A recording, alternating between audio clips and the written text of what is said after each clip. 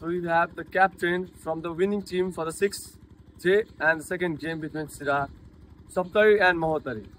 तपाईँले कस्तो लागिरहेछ ओभरअल यो टुर्नामेन्टमा एज एक्सपोजरको हिसाबले MCL को टुर्नामेन्ट?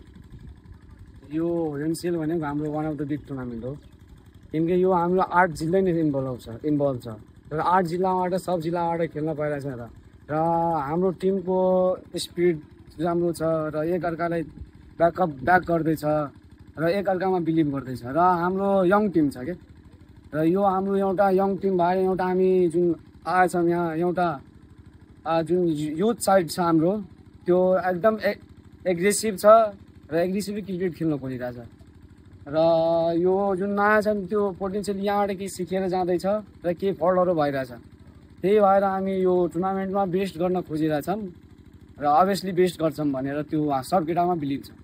डु यु फिल कि टुर्नामेन्ट यतिको इम्पोर्टेन्ट छ कि अपकमिङ जेनेरेसन तपाईँको जिल्लाको लागि, प्रदेशको लागि र राष्ट्रको लागि यहाँबाट खेलाडीहरू बन्छ इभन फ्रम यो टिम?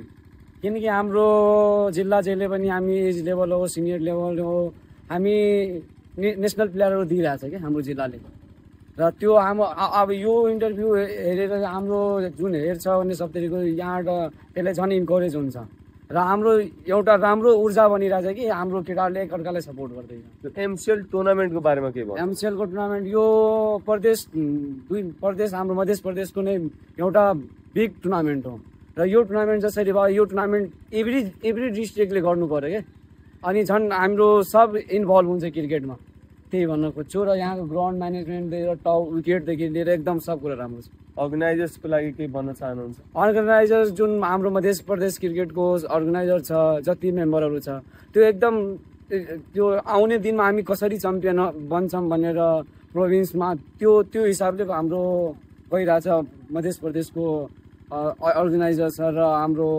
अर्गनाइजर र जति मेम्बर छ मध्य प्रदेश। उनीहरूले यहाँबाट खेलिसकेपछि जुन टिम बन्छ आउने दिनमा प्रदेशको गेमहरू हुन्छ, त्यसमा प्रदेश हाम्रो च्याम्पियन बन्छ र एज अ प्लेयर तपाईँले त्यो गेममा एज अ प्लेयर कस्तो एक्सपिरियन्स भइरहेको छ तपाईँको पर्सनल एक्सपिरियन्स? कि योभन्दा पहिला यसरी टुर्नामेन्ट भइरहेको थिएन, यसरी खेलिरहेछ। यहाँ के हुन्छ कि कम्पिटिसन बढिरहेछ एकअर्कामा र जसले राम्रो गर्छ त्यो मध्य प्रदेशको टिममा आउने हो र मध्य प्रदेशको टिममा आएर त्यहाँ मध्य प्रदेशलाई राम्रो गर्यो भने अभियसली नेसनल टिमको साइडमा जान्छ। यो one of the best platform हो हाम्रो अल प्लेयरको लागि। तपाईँको आफ्नो पनि हिसाबले बेस्ट प्लेटफर्म र प्लेयर्सहरूको लागि पनि। फाइनली मेसेज फर यो फ्यान्स, जो फ्यान्स तपाईँको जिल्लाबाट तपाईँलाई युट्युबमा, लाइभमा, टिभीमा सपोर्ट गर्नुभएको छ र तपाईँको फ्यामिलीको लागि के मेसेज? म उहाँहरूलाई यही भन्न चाहन्छु कि हामीलाई यसरी नै सपोर्ट, जसरी हाम्रो सपोर्ट भइरहेछ एकअर्कासँग पोजिटिभ भाइबहरू आइरहेछ, त्यो सपोर्ट गरिदिनु। सबलाई धन्यवाद छ, त्यही भन्न खोज्छु म। Okay, best of luck for upcoming games. I hope यो पछाडिको ट्रफी जुन तपाईँ देखिरहनु भएको छ तपाईँहरूले लग्नुहुन्छ।